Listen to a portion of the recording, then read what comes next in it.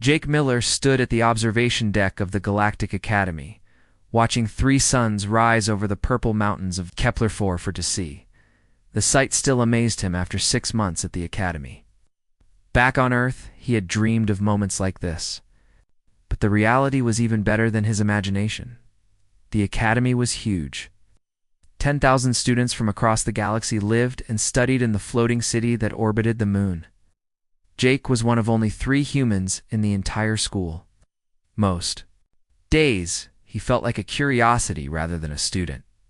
Other species would stare at him in the hallways, whispering about the strange bipedal creatures from the small blue planet in the outer rim. Jake walked through the main corridor toward his advanced physics class. The hallway buzzed with activity. As students from dozens of worlds moved between lessons, he passed a group of Xanthari, their green skin shimmering as they communicated through color changes. Near the library entrance, several Karathi stood in perfect formation, their metallic bodies reflecting the artificial sunlight that filled the academy. He reached the classroom and took his usual seat in the back corner. The other students gave him space, as always, not because they disliked him, but because they found humans unpredictable. Most species in the galaxy had evolved in stable environments with consistent rules. Humans came from a world where everything tried to kill them, and it showed in how they acted. Professor Veltar entered the room, her forearms carrying different teaching materials.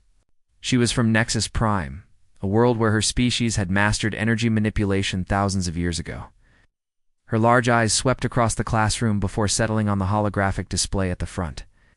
Today we discuss practical applications of theoretical knowledge, she announced, her voice carrying the melodic tone common to her people. The Academy believes that true learning comes from facing real challenges, not just studying data files. Jake listened as she explained the annual Primitive Survival Challenge. Every student in their year level would be sent to a wilderness world for 72 hours. They would receive basic tools and nothing else. No advanced technology, no communication devices, no help from the Academy until the time limit ended. Challenge tests your ability to adapt, Professor Velter continued. In the real galaxy, you may find yourselves on worlds where your technology fails or where resources are limited.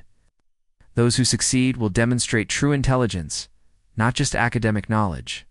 A Xanthari student near the front raised one of his tentacles. Professor, what if our species requires specific environmental conditions to survive? The test world has been chosen to support all participating species, she replied. The environment will be challenging but not deadly. The real test is how you respond to discomfort and uncertainty. After class, Jake walked to the cafeteria with his study group. The group had formed naturally over several months, brought together by their shared struggles with advanced quantum mechanics. Zethkar glided beside him, his crystalline body catching the light from the overhead panels. The being from Vorten communicated through harmonic vibrations that the Academy's translation system converted to speech. I find this survival challenge concerning, Zethkar said, his translated voice carrying worry. My people have lived in constructed environments for 10,000 years. We have no experience with wild places. Across from them, Nissa moved with the flowing grace of her aquatic species. Her blue-green skin had the slight shimmer that indicated she was nervous.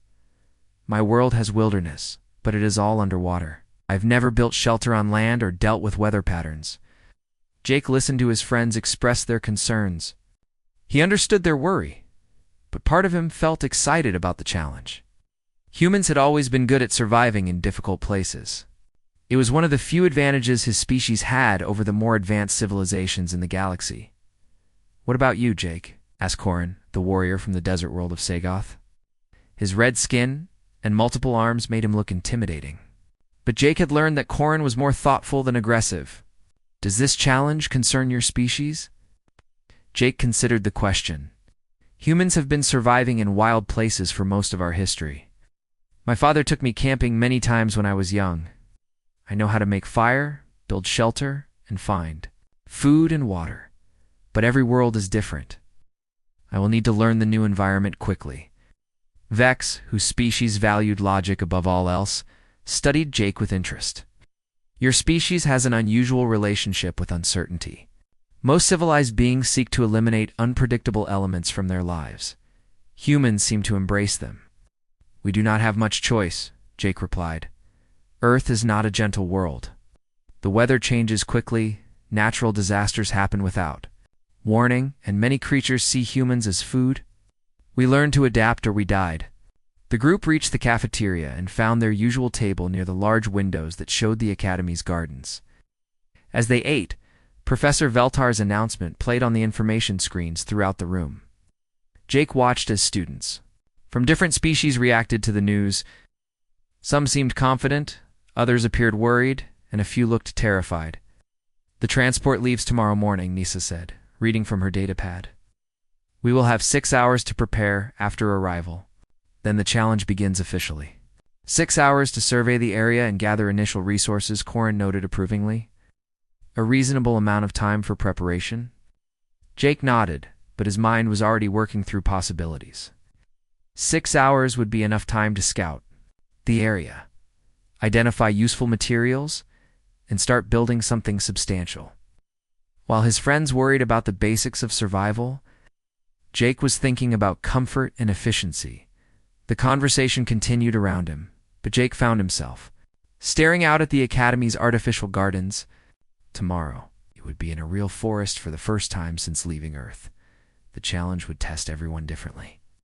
But Jake suspected it would reveal something important about the differences between species who had conquered their worlds and those who had been conquered by them. As the day ended and students returned to their dormitories, Jake felt a familiar sensation that he had not experienced since arriving at the Academy. For the first time in months, he would face a challenge where being human might actually be an advantage. The transport ship dropped through the atmosphere of Haven 7 like a falling stone. Jake pressed his face against the small window, watching the endless green forest spread out below them. The trees were massive, much larger than anything on Earth, with canopies that blocked most of the sunlight from reaching the ground. Landing in 60 seconds, announced the pilot, a bored-sounding Cortex, whose species had been flying ships longer than humans had existed. Prepare for immediate departure. I will not wait. Jake checked his equipment one final time. The Academy had given each student identical supplies. One small knife with a 4-inch blade, 30 feet of synthetic rope, a basic fire starter that worked by creating sparks, and a small container of water purification tablets. Everything fit into a simple canvas bag that hung across his shoulder. Around him, his fellow students showed various levels of anxiety. Zethkar's crystalline body was vibrating at a frequency that Jake had learned meant deep worry. The harmonics translator was picking up fragments of distressed notes that didn't quite form words. I cannot sense the mineral composition of this world, Zethkar said finally. My people navigate by reading stone and crystal formations. Here everything is organic matter and I feel lost. Anissa looked pale, her blue-green skin darker than usual.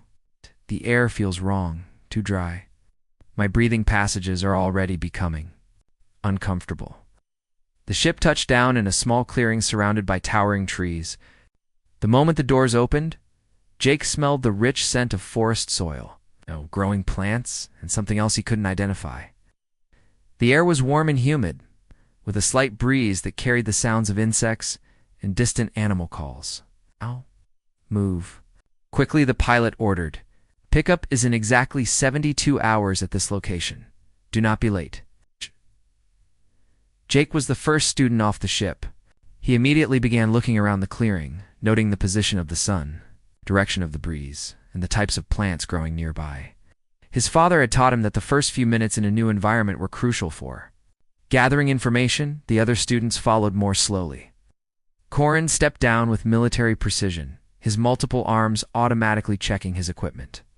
Vex emerged, calculating, his large eyes moving in patterns as he tried to process the overwhelming amount of new data. Behind them came students from a dozen other species, each reacting to the wilderness in their own way. 6-hour preparation period begins now, announced Professor Veltar, who accompanied them to observe the start of the challenge. Use this time wisely. At sunset, the test officially begins, and you are on your own. The ship lifted off immediately, leaving 43 students standing in the clearing. For a moment, nobody moved. Then, slowly, they began to spread out and explore. Jake walked to the edge of the forest and examined the trees. They were incredible structures, some reaching over 200 feet into the sky. The bark was rough and thick with natural handholds and ledges. Many had strong branches that grew in perfect patterns for climbing. It was like the trees had been designed for building. "Jake, what are you doing?" Nissa asked, approaching him carefully. She was already breathing hard from the dry air.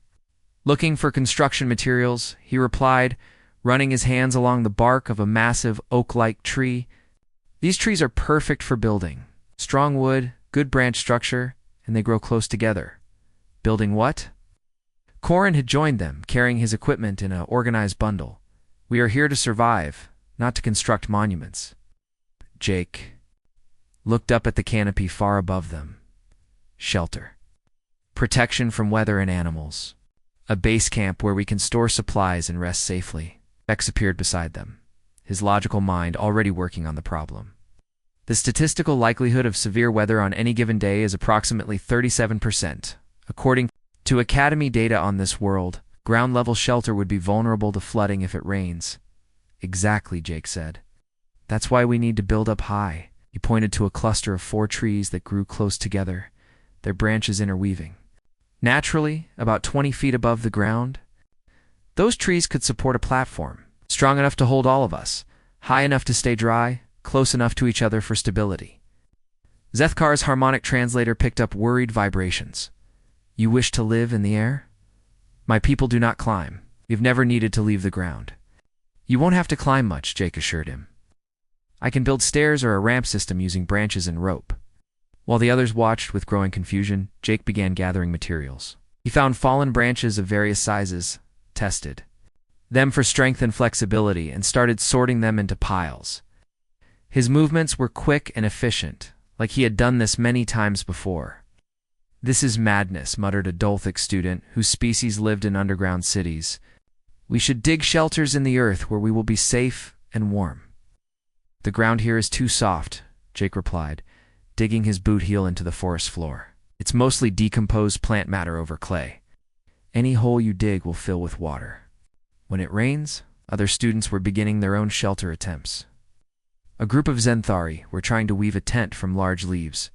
Several Korthek students were arguing about the best location for a wind-resistant structure.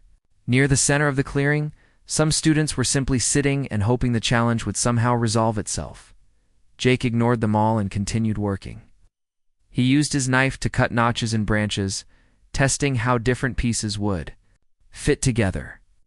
The synthetic rope was strong and wouldn't rot in the humid environment. The fire starter would work even in wet conditions. "Every tool had been chosen carefully by the Academy," Jake Nissa said quietly. "The other students think you are wasting time on something too complicated." He looked up from his work. Around the clearing, most students were focused on basic survival needs. Some were looking for water sources. Others were trying to identify edible plants.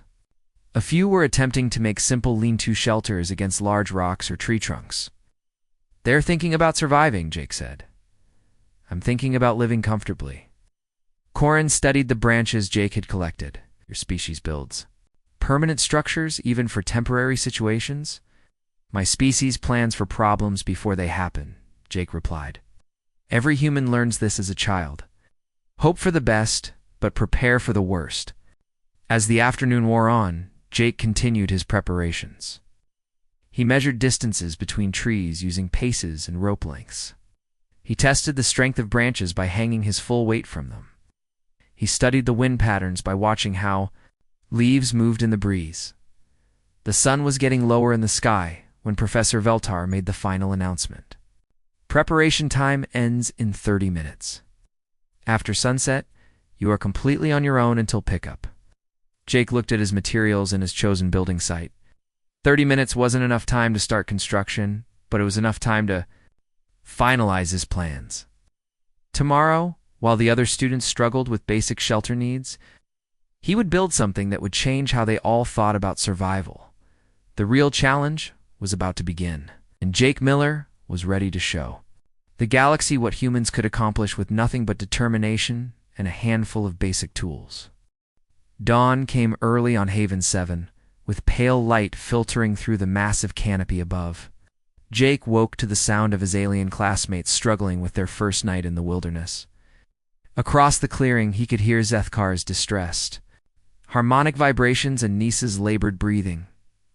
Jake had slept reasonably well on a bed of soft pine needles, covered by his jacket and positioned against a large rock that blocked the wind. He had chosen his sleeping spot carefully the night before, looking for drainage, wind protection, and escape routes. His father had taught him that a good night's sleep was essential for clear thinking. Around the clearing, the results of the first night were obvious. Most of the alien students looked exhausted and uncomfortable. Zenthari had managed to create a leaf shelter, but it had collapsed during the night when a small animal ran through it. The Dalthek students had tried to dig sleeping holes, but the soft ground had become muddy and cold. "This is impossible," complained a Vorthak student, whose purple skin looked almost gray with fatigue. "Are we supposed to function without proper rest?" Jake stood and stretched, working out the minor stiffness in his muscles.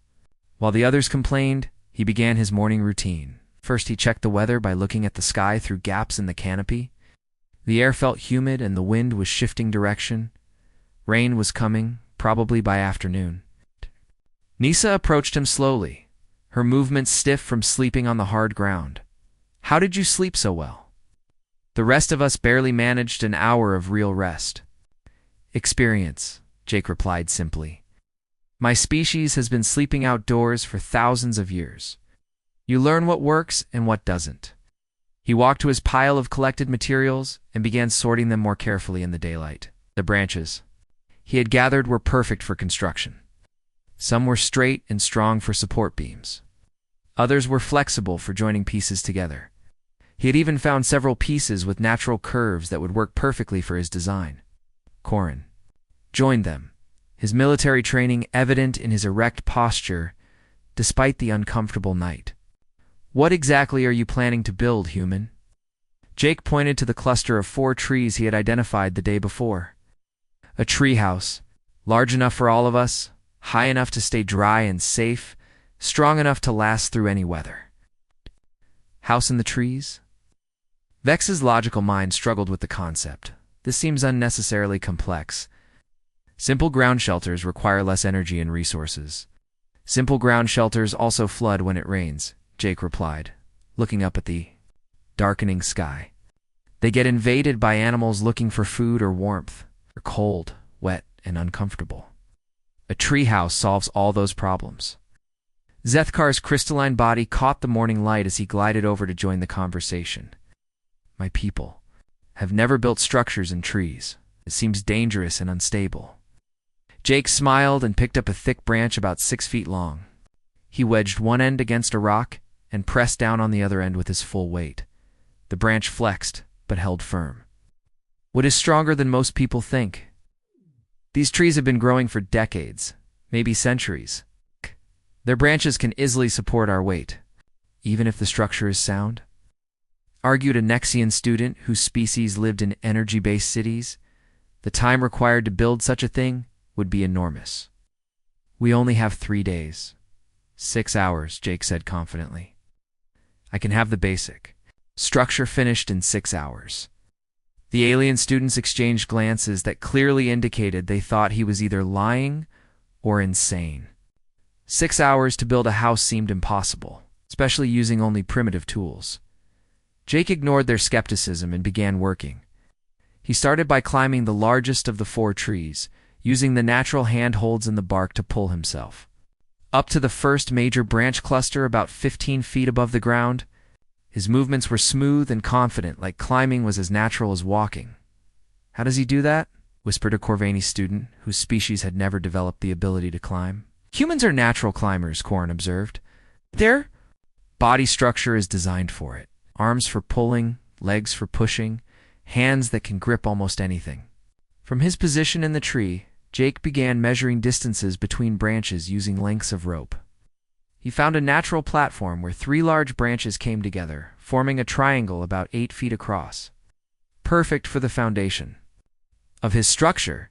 He climbed down and selected the straightest, strongest branches from his pile. Using his knife, he began cutting notches in specific places, creating joints that would lock together without nails or screws. Each cut was precise and purposeful, based on woodworking techniques that humans had used for thousands of years. He's not just building randomly, Vex observed, his analytical mind beginning to understand the process. That serves a specific structural purpose. He's following an engineering plan. Jake worked steadily, creating a pile of prepared lumber. Long beams for the main platform, shorter pieces for supports, flexible branches for joining everything together. He moved with the efficiency of someone who had built things with his hands since childhood. The other students tried to continue their own survival efforts, but they kept stopping to watch Jake work. His confidence was mesmerizing. Struggled with basic tasks like making fire or finding clean water. He was planning and executing a complex construction project. "This is showing off," muttered a Tyvek student whose species valued modesty above individual achievement. "He's trying to prove human superiority." "No," Nissa said quietly, studying Jake's focused expression. "He's just doing what comes naturally. To him, I think this is how humans approach every problem." By mid-morning, Jake had all his materials prepared and was ready to begin assembly. He tied one end of his rope to his waist and climbed back up the tree, carrying the first support. Beam with him. The beam was heavy, but Jake's human physiology allowed him to carry significant weight while maintaining his grip on the tree. He positioned the beam across 2 branches and began lashing it in place with rope, creating the first part of his platform frame. His knots were quick and secure, each one tested by pulling hard before moving to the next step.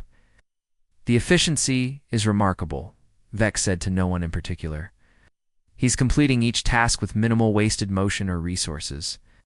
As Jake continued working above them, the first drops of rain began to fall through the canopy. The alien students looked up nervously at the darkening sky, realizing that their crude shelters would provide little protection from a real storm. Jake paused in his work and called down to them. "You might want to start gathering your things. It's going to be a big one, and you're all welcome to wait it out in the treehouse."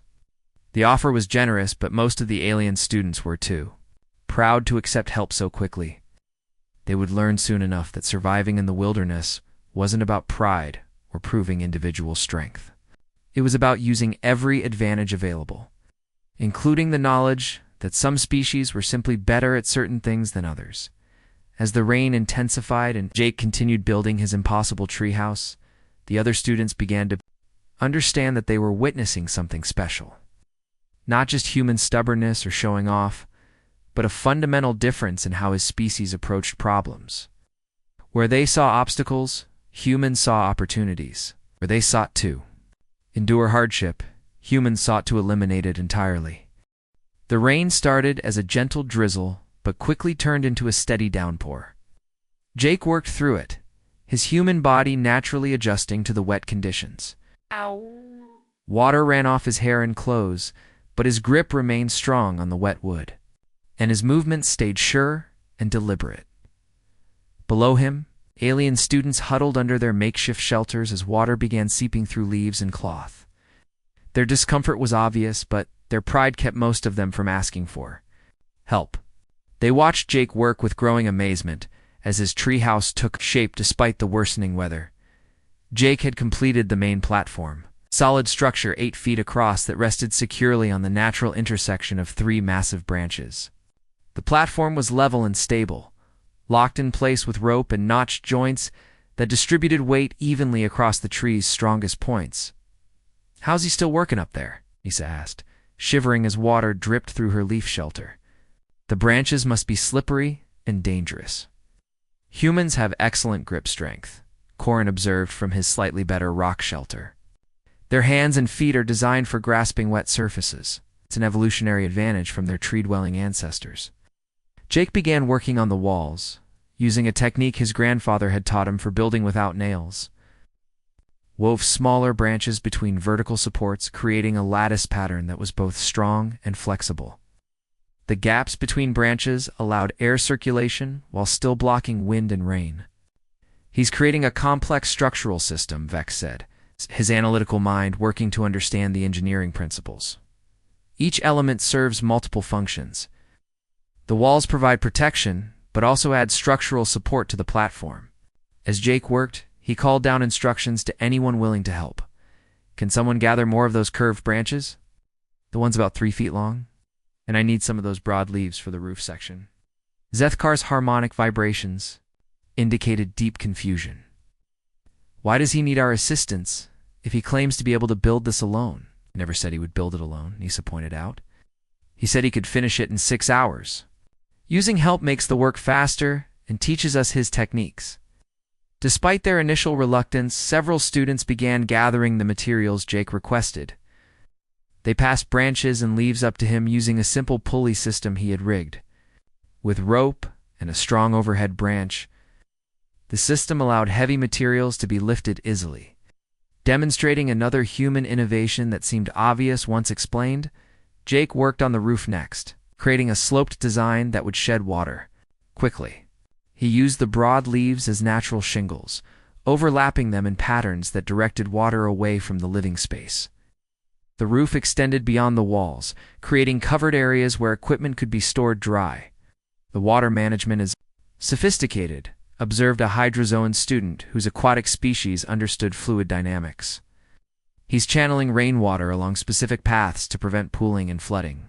Jake had also incorporated gutters made from curved pieces of bark, directing rainwater into a collection system he built using his water container and some larger leaves.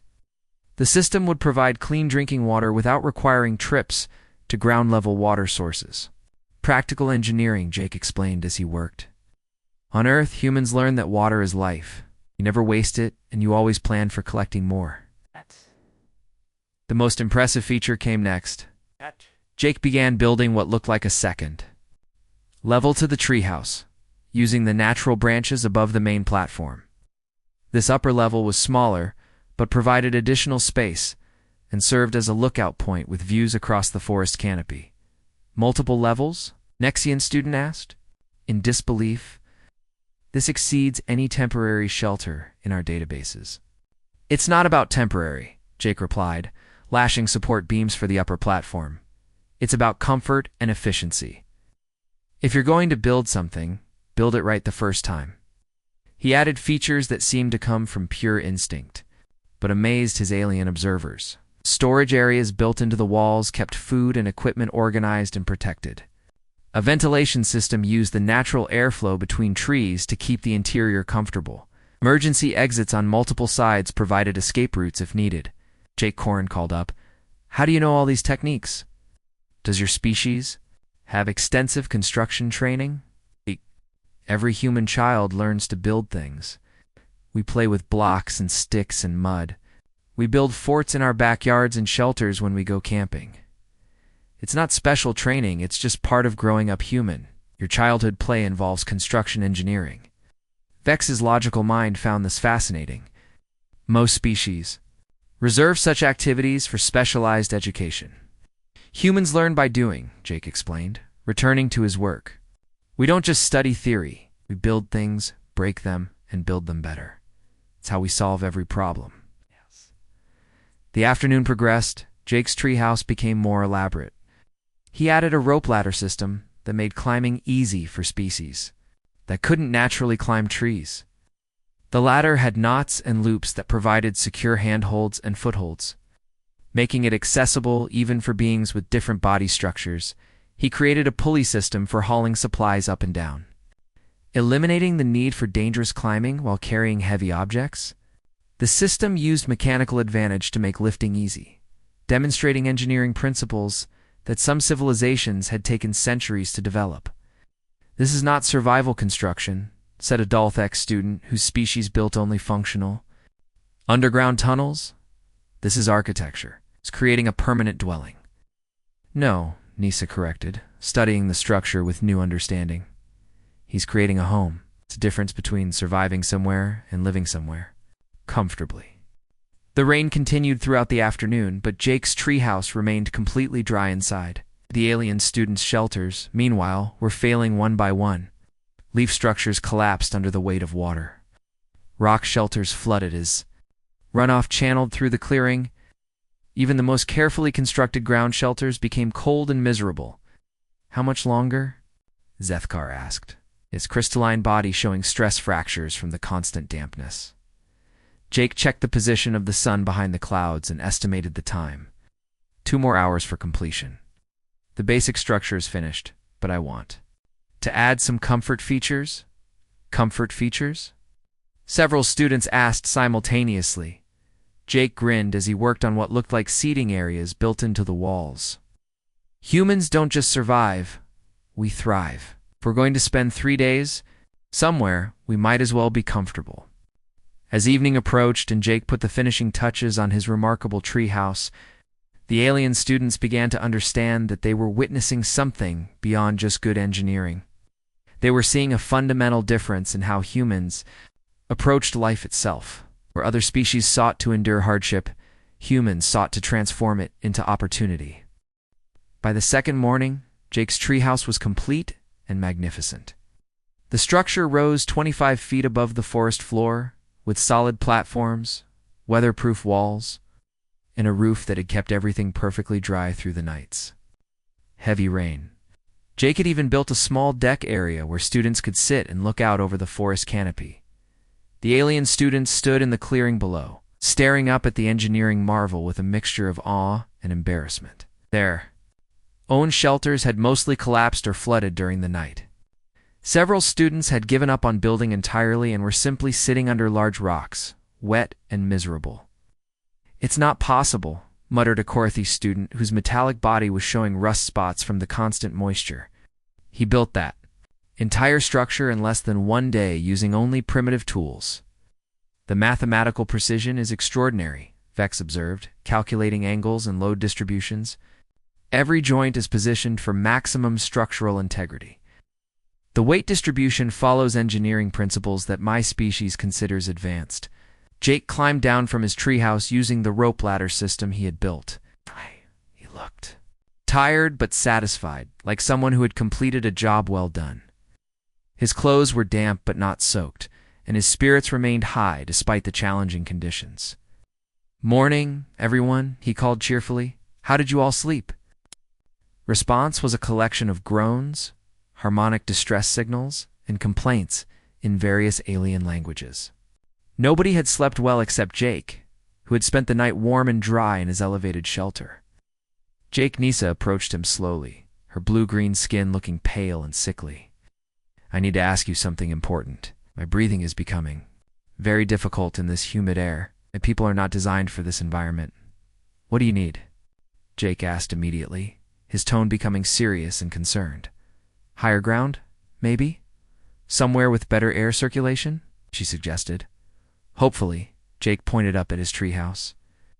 "The upper platform has excellent airflow, breezes from multiple directions, and the air is cleaner above the forest floor. You're welcome to rest up there."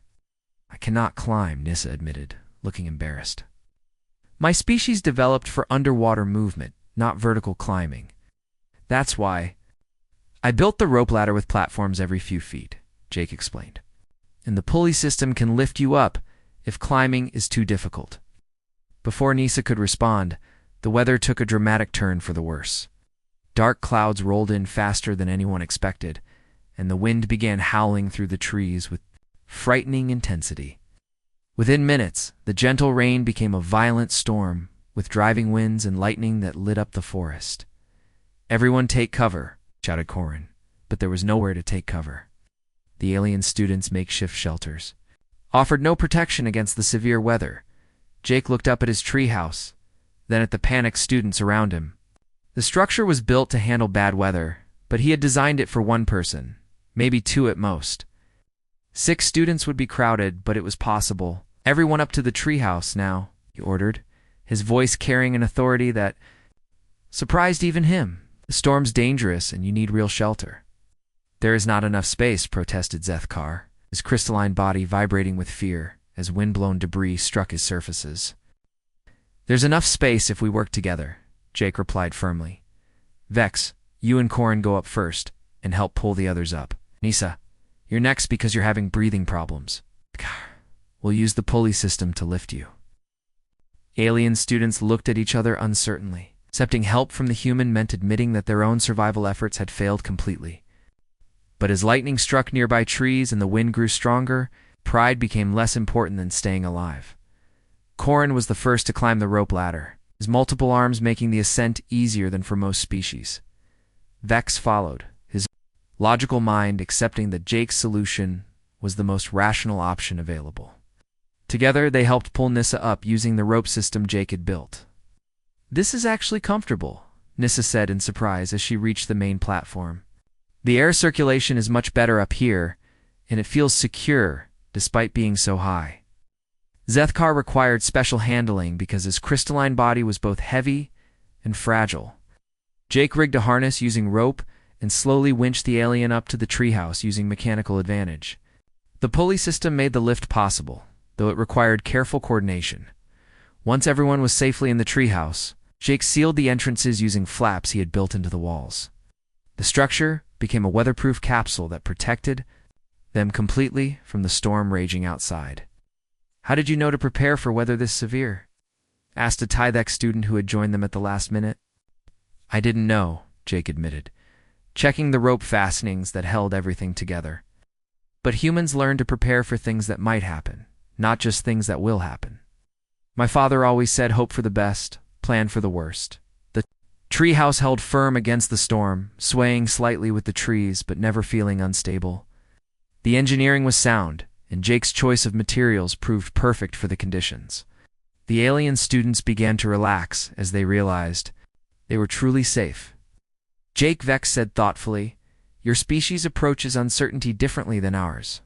We prefer to calculate probabilities and prepare for likely scenarios. You prepare for unlikely but dangerous possibilities. That's how humans survived on Earth," Jake explained, listening to the wind howl outside. "Our planet throws everything at us: ice storms, heat waves, earthquakes, floods, hurricanes. We learned that the things that kill you are usually the things you didn't see coming." As the hours passed and the storm continued, something remarkable happened in the treehouse. Alien students began working together in ways they never had before. Corin used his strength to help secure loose equipment. Vex calculated optimal positions for everyone to maximize comfort.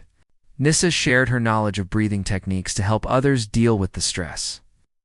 "This is what humans call cooperation," Jake observed, watching his classmates help each other. It's not just working in the same space, but actually making the group stronger than the individuals. Zethkar's harmonic translator picked up new frequencies as he spoke. "My people have always solved problems alone, but this experience suggests that multiple perspectives create better solutions. Every human learns this as a child," Jake said. "We play team games, work on group projects, help our families with daily tasks. We learn that some problems are too big for one person, but no problem is too big for the right team." The storm raged for 6 more hours, but inside Jake's treehouse, 6 students from different worlds discovered something none of their species had taught them. They learned that survival wasn't about being the strongest or smartest individual. It was about being part of something larger than yourself, and sometimes that meant accepting help from someone whose species had different strengths than your own. The storm ended just before dawn on the 3rd day, leaving the forest dripping and steaming in the early sunlight. Jake woke first, as had become his habit, and carefully opened the sealed entrance to his treehouse. Fresh air flowed in, carrying the clean scent of washed leaves and damp earth. "Storm's over," he announced quietly to his sleeping companions. "We made it through the worst of it." The alien students stirred slowly, awakening to the realization that they had survived the most dangerous part of their test in complete safety and comfort. Nissa's breathing had improved dramatically in the clean air of the treehouse.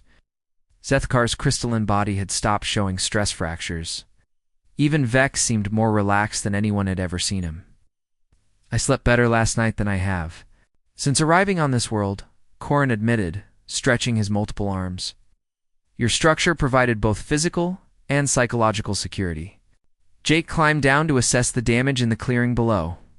The storm had been devastating for ground-level structures.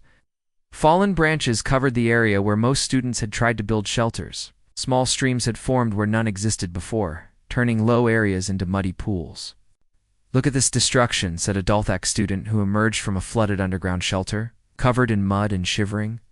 "How did anyone survive that storm?" Other students appeared from various hiding places around the clearing, all showing signs of a terrible night. Some had injuries from falling debris. Others were soaked and exhausted from fighting the weather for hours. A few looked like they had given up entirely and simply endured whatever happened. "Jake's treehouse," Nisa called down from the platform above. We all stayed in Jake's treehouse. It was completely safe and comfortable. The students who had refused Jake's earlier invitation to join his project looked up at the treehouse with new understanding. While they had struggled through the worst night of their lives, 6 students had weathered the same storm in warmth and security. "The human structure survived that?" asked a Nexian student whose energy-based shelter had dissipated completely in the high winds. "More than survived," Vex called down, his analytical mind still processing what he had experienced. "The engineering principles proved flawless under extreme conditions. The structure actually became more stable during the storm as the trees flexed together." Jake was checking the treehouse supports when he heard the distant sound of approaching aircraft. The academy transport was arriving early, which usually meant the instructors were concerned about student safety after the severe weather. "Transport incoming," he announced. "Everyone who was in the treehouse should probably get down and spread out. We don't want it to look like you all failed the individual survival test." "We did fail the individual survival test," Corin said honestly. "Without your assistance, several of us would have been seriously injured or worse." "That's not failure," Jake replied, helping Zethkar down using the pulley system. "That's learning to work together when individual efforts aren't enough." The transport settled into the clearing with Professor Veltar and 3 other instructors. Aboard, they expected to find 43 students in various states of distress after the unexpected severe weather. Instead, they found students who looked tired but largely unharmed. It's gathered around an extraordinary structure that rose high into the forest canopy. Professor Veltar stepped off the transport and stared up at Jake's treehouse. Her forearms moved in patterns that indicated deep surprise and confusion. "What is this construction? Which student built this structure?" "Jake Miller built it," Nissa said proudly. "He completed it in 6 hours on the first day." "Impossible," stated Professor Kethmer, an engineering instructor whose species had been building advanced structures for millennia. "A construction of this complexity requires planning, specialized tools, and multiple workers." Jake climbed down from the treehouse and approached the instructors. "It's just basic woodworking and engineering principles, professors. Nothing more advanced than rope and notched joints." Professor Veltar walked around the base of the treehouse, studying the construction with growing amazement. The engineering was flawless. The materials were used efficiently, and the design showed sophisticated understanding of structural principles that were usually reserved for advanced engineering courses. "How many students participated in this construction?" asked Professor Lindera, whose species specialized in project management and coordination. "Just me for the planning and building," Jake replied. "The others helped by gathering materials and providing support, but the actual construction was individual work. This exceeds the complexity of structures built by teams of graduate students using advanced tools," Professor Kethmer observed. "How did you acquire these construction skills?" Jake looked confused by the question. "I learned from my father, who learned from his father. Every human child learns basic building skills. We make tree forts and playhouses as games.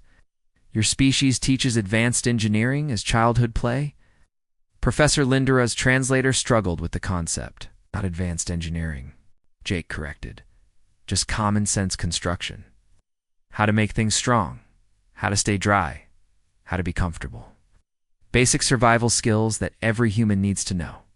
The instructors continued their examination, finding features that amazed them at every level. The water collection system, the multiple escape routes, the load distribution across natural tree structures, the weatherproofing that had protected 6 students through a dangerous storm. "Jake," Professor Veltar said finally, "this construction demonstrates engineering principles that some civilizations took centuries to develop. Your species treats this knowledge as common education?" Have to learn fast or we die, Jake replied simply. Earth doesn't give us much choice. As the morning progressed, the instructors interviewed the other students about their experiences. They learned that Jake had not only built an impressive structure, but had used it to save his classmates when their own survival efforts failed. Most remarkable aspect, Vex reported to the instructors, was not the technical construction, but the philosophy behind it. While we focused on enduring hardship, Jake focused on eliminating it entirely. He prepared for problems that might happen, not just problems that would happen, Corin added. This approach seems fundamental to human thinking. Professor Veltar made detailed recordings of the treehouse before ordering the students to pack for departure. As they prepared to leave, she approached Jake with an offer that would change his path at the academy. Jake Miller, she said formally, the Academy Council offers you immediate advancement to the Graduate Xenoengineering program. Your demonstration of practical engineering skills exceeds our current curriculum requirements. Jake looked surprised by the offer. I just built a treehouse, Professor. It's not that complicated. That, Professor Veltar replied, is exactly why we need you in advanced studies. What seems simple to humans appears revolutionary to the rest of the galaxy. The transport lifted off from Haven 7. Jake looked back at his treehouse one final time. The Academy had decided to preserve it as a permanent teaching structure, with a data plaque that would explain human engineering principles to future students. The plaque would read, constructed by human student Jake Miller in 6 hours using basic tools and materials. This demonstrates human approach to problem solving. Prepare for the worst-case scenario. Build with permanence and comfort in mind. And remember that survival is not about enduring hardship, but about transforming challenges into opportunities. For Jake, the experience had been just another camping trip. For the galaxy, it was an introduction to the remarkable species that had joined their community, bringing with them skills and perspectives that would change how everyone thought about the relationship between intelligence and survival. The human advantage was not superior technology or greater physical strength. It was the simple understanding that given enough determination and creativity, there was no environment too hostile, and no challenge too difficult for those who refused to simply endure when they could thrive instead.